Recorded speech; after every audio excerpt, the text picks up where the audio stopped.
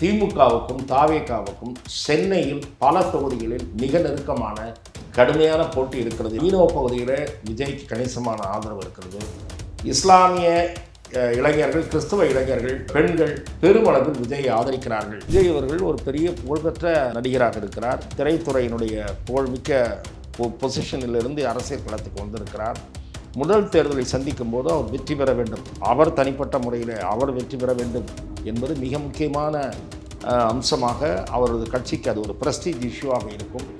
ஆகவே மிக கவனமாக ஆராய்ந்து அலசி பார்த்து தான் அவருடைய தொகுதியை தேர்ந்தெடுப்பார்கள். ஆனால் அவர் எந்த தொகுதியில் போட்டியிட்டாலும் கூட மிக நிச்சயமாக பெருவாரியான இளைஞர்கள் அவருக்குத்தான் வாக்களிப்பார்கள். அது அவரது வெற்றிக்கு உதவக்கூடிய வாய்ப்பு அதிகம் அதன் மூலம் உருவாகும். விஜய் அவர்களுடைய அந்த மாநாடு அதெல்லாம் அவர் போட ஆரம்பிச்சதுக்கு அப்புறமா திமுகவோட மாநாடும் வந்து கிட்டத்தட்ட சேம் அப்படியே காப்பி அடிச்ச மாதிரி இருக்குன்னு விமர்சிக்கிறாங்க. அது ஏன் என்று எனக்கு புரியவில்லை. ரேம்ப் வாக்கு, அந்த துண்டை தூக்கி போடுறது, விஜயாவது துண்டை எடுத்து கழுத்துல போட்டுக்கிறார் முதலமைச்சர், அது பாவம், அது வேண்டாம். இது எதுக்கு அவங்ககிட்ட இருந்து காப்பி அடிக்கணும்? நான் சொல்ல வேணான்னு பார்த்தேன், நீங்கள் சொல்லிவிட்டீர்கள். விஜய் கட்சியை பார்த்து காப்பி அடிக்கணுமா திமுக? அந்த அளவுக்கு திமுக போயிடுச்சு. எவ்வளோ பெரிய கட்சி திமுக. அது அவங்க பயந்துட்டாங்கன்னு எடுத்துக்கலாம். பயந்துட்டாங்கன்னு இல்லை, இவங்க என்ன நினைக்கிறாங்கன்னா, விஜய்க்கு வர்ற பசங்கள்லாம் விசில் அடிக்கிற பசங்க ஓட்டு போடுவாங்களான்னு கேட்குறாங்க. எனக்கு தெரிந்து இந்த middle class, upper middle class இருக்காங்க பாருங்கள், வாட்ஸ்அப்லேயும் ஃபேஸ்புக்லேயும் ஆக்டிவாக இருந்துக்கிட்டு இந்த கவர்மெண்ட்டு சரியில்லை, அந்த கவர்மெண்ட்டு சரியில்லைன்னு பேசிட்டு இருக்கான் பாருங்கள். அவன் தான் வெயிலுக்கு பயந்துட்டு ஓட்டு போட மாட்டான். விஜய்க்கு இருக்கக்கூடிய துடிப்பான பசங்க அவன் தான் காலையில் ஃபஸ்ட்டு போலிங் பூத்தில் போய் நின்று ஓட்டு போடுவான். தமிழக அரசுக்கு எதிராக ஏதாவது ஒரு முக்கிய பிரச்சனையை சொல்ல வேண்டும் என்றால் முதலில் சொல்லக்கூடிய முதல் பிரச்சனைகள் இன்க்ளூசிவ் நியூஸ் தமிழ் நேயர்களுக்கு வணக்கம். இன்றைக்கு நேர்காணலில் நம்ம கூட இணைஞ்சிருக்காங்க மூத்த பத்திரிகையாளர் திரு துக்ளக் ரமேஷ் அவர்கள். நிறைய கேள்விகள் கேட்க போகிறோம், வாங்க பேசலாம். வணக்கம் சார். வணக்கம். விஜயை பொறுத்த வரைக்கும் சென்னையில் அவருடைய அலை அப்படிங்கிறது எப்படி இருக்குது? நிறைய கருத்து கணிப்புகள் நீங்கள் வந்து பார்த்துருப்பீங்க. ஸோ அதை பொறுத்த வரைக்கும் அந்த ரேஸில் அப்படின்னு பார்க்கும்போது டிஎம்கே அண்டு டிவிகே வரதாக சொல்லப்படுது. நாங்களும் வந்து பர்சனலைஸ்டாக நேற்று வந்து கருத்து கணிப்புகள் எடுத்து அந்த ரிசல்ட்டை பார்க்கும்போது அதில் என்னன்னா டிவிகேவும் டிஎம்கேவும் டஃப் காம்படிஷன் கொடுக்குறாங்க. கிட்டத்தட்ட ஈக்குவலா வரதை பார்க்க முடியுது. சில கருத்து கணிப்புகளை நடத்துகிற நண்பர்கள் என்னிடத்தில் தெரிவிக்கிற தகவல், சென்னையில் 16 தொகுதிகள், அந்த 16 தொகுதிகளில் கிட்டத்தட்ட 8 தொகுதிகளில் அதிமுக 3வது இடத்துக்கு தள்ளப்படும் என்று சொல்லுகிறார்கள். இதுதான் சென்னையில் இருக்கக்கூடிய கள நிலவரம். திமுகவுக்கும் தாவேகாவுக்கும் சென்னையில் பல தொகுதிகளில் மிக நெருக்கமான கடுமையான போட்டி இருக்கிறது என்கிறார்கள். இருக்கலாம் என்பது என்னுடைய பார்வையும் கூட. குறிப்பாக மீனவ பகுதியில் விஜய்க்கு கணிசமான ஆதரவு இருக்கிறது. இஸ்லாமிய இளைஞர்கள், கிறிஸ்தவ இளைஞர்கள், பெண்கள் பெருமளவில் விஜயை ஆதரிக்கிறார்கள் என்று கூறப்படுகிறது. பொதுவாகவே தமிழ்நாட்டில் இளைஞர் சக்தி விஜய் பின்னால் மற்ற கட்சிகளை விட கூடுதலாக இருக்கிறதோ என்பதுதான் சில கருத்து கணிப்பு நிறுவனங்கள் தெரிவிக்கிற தகவல். ஆகவே அதை நாம் பொறுத்து தான் பார்க்க வேண்டும். சென்னையிலே விஜய் 2ஆம் இடத்தில் இருக்கிறார் என்ற தகவல் எனக்கு வியப்பை ஏற்படுத்தவில்லை. ஏனென்றால் ஒரே மாதிரி வெவ்வேறு நண்பர்கள் கூறுகிற காரணத்தால் அதிலே சில பேர் என்ன சொல்கிறார்கள், ஒரு 5-6 தொகுதிகளிலே வழக்கம் போல் அதிமுக பாஜக கூட்டணி கொஞ்சம் முன்னணிக்கு வந்துவிடும், ஒரு 7-8 தொகுதிகளிலே பின்தங்கும் என்று சொல்லுகிறார்கள். விஜயை பொறுத்த வரைக்கும் தொகுதிகள் சூஸ் பண்ணும்போது அவர் பெரம்பூரில் தான் போட்டியிடுறதுக்கான வாய்ப்புகள் அதிகம் அப்படிங்கிற தகவல் வந்திருக்கு. பெரம்பூரை பொறுத்த வரைக்கும் அங்கே வந்து கிறிஸ்டியானிட்டி, அதாவது கிறிஸ்தவர்கள் நிறைய இருக்காங்க. அதனால் அதை வந்து அந்த தொகுதியை வந்து விஜய் சூஸ் பண்ணியிருக்காரு. அதனால வெற்றி வாய்ப்புகள் வந்து அவருக்கு அங்கே கணிசமாக இருக்குது அப்படின்னலாம் சொல்கிறாங்க. இதெல்லாம் யூகத்தின் அடிப்படையில் நான் பொதுவாக பேசுவதில்லை. ஆனால் தாவேகா நிர்வாகிகள் நடந்த கூட்டத்தில் அதில் பேசப்பட்டிருக்கிற காரணத்தால் அந்த செய்தியில் ஏதாவது அடிப்படை இருக்கலாம்னு பார்க்குறேன். வெவ்வேறு தொகுதிகள் அவர் பேரில் சொல்கிறாங்க. வேளச்சேரி கூட சொல்கிறாங்க, விக்கிரவாண்டி சொல்கிறாங்க, திருச்சி கிழக்கு சொல்கிறாங்க. ஆகவே இதில் எங்கே நிற்பாருன்னு தெரில, தூத்துக்குடி கூட சொல்கிறாங்க. ஆகவே இந்த தொகுதிகளும் கூட அவருக்கான வாய்ப்புகள் உள்ள தொகுதிகள், அவருக்கு வெற்றி வாய்ப்புள்ள தொகுதிகள் என்று கணிக்கப்படுகிறது. எதுவாக இருந்தாலும் சாதாரணமாக இப்போது பல பேர் கருத்து கணிப்பு நிறுவனங்களை அல்லது வியூக வகுப்பாளர்களின் உதவியை பெறுகிறார்கள், சர்வீஸை பெறுகிறார்கள். விஜய் அவர்கள் ஒரு பெரிய புகழ்பெற்ற நடிகராக இருக்கிறார். திரைத்துறையினுடைய புகழ்மிக்க பொசிஷனிலிருந்து அரசியல் களத்துக்கு வந்திருக்கிறார். முதல் தேர்தலை சந்திக்கும் போது அவர் வெற்றி பெற வேண்டும், அவர் தனிப்பட்ட முறையில் அவர் வெற்றி பெற வேண்டும் என்பது மிக முக்கியமான அம்சமாக அவரது கட்சிக்கு அது ஒரு பிரஸ்டீஜ் இஷ்யூவாக இருக்கும். ஆகவே மிக கவனமாக ஆராய்ந்து அலசி பார்த்து தான் அவருடைய தொகுதியை தேர்ந்தெடுப்பார்கள். ஆனால் அவர் எந்த தொகுதியை போட்டியிட்டாலும் கூட மிக நிச்சயமாக பெருவாரியான இளைஞர்கள் அவருக்குத்தான் வாக்களிப்பார்கள். அது அவரது வெற்றிக்கு உதவக்கூடிய வாய்ப்பு அதிகம் அதன் மூலம் உருவாகும் என்பது என்னுடைய பார்வை. டிஎம்கேவை பொறுத்த வரைக்கும் டிஎம்கேவோட திருச்சி மாநாடு எப்படி பார்க்குறீங்க? திருச்சி மாநாடு ஆடம்பரமான மாநாடு, ஜபர்தஸ்த். நூற்றுக்கணக்கான அது என்ன சொல்கிறது, ஏராளமான வாகனங்களில் ஆட்களை வரவழைத்து பந்தலை நிரப்ப 3 இடங்களில் பிரியாணி தயார் செய்து கொடுத்தார்கள் என்ற சிறப்பு அம்சத்தை சுட்டிக்காட்டி டிவியிலே செய்தி வருகிற அளவுக்கு ஏராளமான பணத்தை வாரி அரைத்து கிட்டத்தட்ட 100 கோடி ரூபாய் கூட செலவாக இருக்கலாம் என்று சொல்லுகிறார்கள். அவ்வளவெல்லாம் ஆகுமா என்று எனக்கு புரியவில்லை. ஆடம்பர மாநாடு, மற்றபடி அதில் ஒன்றும் பேசுவதற்கே இல்லை, சொல்லுவதற்கே இல்லை. முன்னணி தலைவர்கள் பேசாமல் முடிந்த முதல் மாநாடு இதுதான்.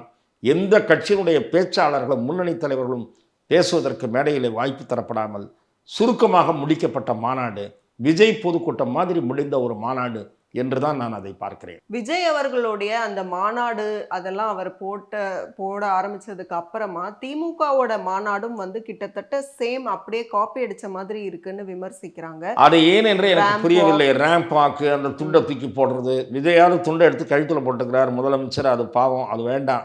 அவர் பாதுகாப்பு காரணங்கள் உட்பட பல பிரச்சனைகள் இருக்கலாம். இது எதுக்கு அவங்ககிட்ட இருந்து காப்பி அடிக்கணும்? அந்த அப்படியே வர்ற மாதிரி இந்த பாட்டை போட்டுக்கிட்டு அதை பண்ணிக்கிட்டு இதெல்லாம் தேவையில்லை. திமுகவுக்குன்னு ஒரு கலாச்சாரம் இருக்குது. அந்த மாநாடுகள்லாம் நிகழ்ச்சி நிரல் படி முறையாக நடைபெறும். நீங்கள் சொல்லுவதைப் போல் இந்த விமர்சனம் எழுவதற்குத்தான் அது வழிவகுத்திருக்கிறது. நான் சொல்ல வேணான்னு பார்த்தேன், நீங்கள் சொல்லிவிட்டீர்கள். விஜய் கட்சியை பார்த்து காப்பி அடிக்கணுமா திமுக? அந்த அளவுக்கு திமுக போயிடுச்சு. எவ்வளோ பெரிய கட்சி திமுக. அது அவங்க பயந்துட்டாங்கன்னு எடுத்துக்கலாம். பயந்துட்டாங்கன்னு இல்லை, இவங்க என்ன நினைக்கிறாங்கன்னா, விஜய் கிட்ட தான் இளைஞர்கள் இருக்காங்களா, எங்ககிட்டயும் இளைஞர்கள் இருக்காங்க. விஜய் கட்சி ஆளுங்க தான் துண்டை சுற்றுவாங்களா, எங்கள் ஆளுங்களும் துண்டை சுற்றுவாங்க. இதெல்லாம் பலம். விஜய் கிட்ட இருக்கிறவங்க நிஜமாவே 18லேருந்து 25 வயசுக்குள்ளே இருக்கிற பசங்க தான் எக்கச்சக்கமாக இருக்காங்க. உங்கள்கிட்ட இருக்கிறவங்களாம் அப்படி இல்லை. 18லேருந்து 25 விட அந்த எண்ணிக்கை உங்கள்கிட்ட கம்மி. உங்கள்கிட்ட இருக்கிறவங்களாம் 30+ தான். 30, 40, 60 அந்த கேஸ் தான் உங்கள் கேஸு. அது அப்படியே ஒரு புது ரத்தம் மாதிரி அந்த பசங்க. அதை பார்த்து நீங்கள் காப்பி அடித்து பிரயோஜனம் இல்லை.